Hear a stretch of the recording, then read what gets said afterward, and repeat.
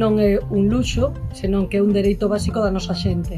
Sen conexións útiles estamos a condenar o noso rural ao illamento e ao seu lento esmorecemento. Esta non é unha loita partidista, é unha loita de toda a cidadanía. Os socialistas sempre estaremos do lado da veciñanza da que formamos parte. Os horarios actuais obrigan a todas aquelas familias que dispoñen de vehículo propio a facer gastos extras, combustible, aparcamento.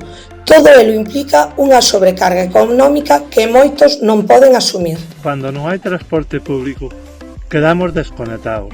Non temos opcións de mellora de traballo, de formación, de sanidade.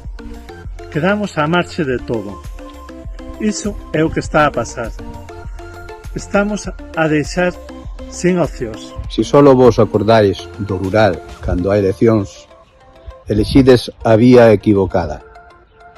Non condenéis o rural ao ostracismo. Desde o PSDG apoiamos as iniciativas da plataforma Dereito ao Tren para recuperar as frecuencias que nos foron sustraídas, entre as que se inclúen a recollida de milleiros de sinaturas, marchas e movilizacións. A vosa loita e a nosa loita. O vindeiro sábado, 2 de agosto, estaremos na Budiña ao carón da xente da plataforma Dereito ao Tren. Estaremos non como políticos, senón como veciños que defendemos o futuro da nosa terra.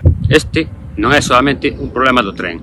Nun senso moito máis amplio, é un problema de dignidade territorial, de igualdade de oportunidades e de xustiza social para as comarcas da nosa provincia de Ourense. Galicia precisa un rural vivo, ben conectado dentro do país, pero sobre todo ben conectado co resto do Estado. Sin un servicio ferroviario eficaz, non hai un bon porvir para as nosas comarcas. Por eso seguiremos loitando polo tren que merecemos. Polo tren que merecemos. Polo tren que merecemos. Polo tren que merecemos. Polo tren que merecemos. Polo tren que merecemos.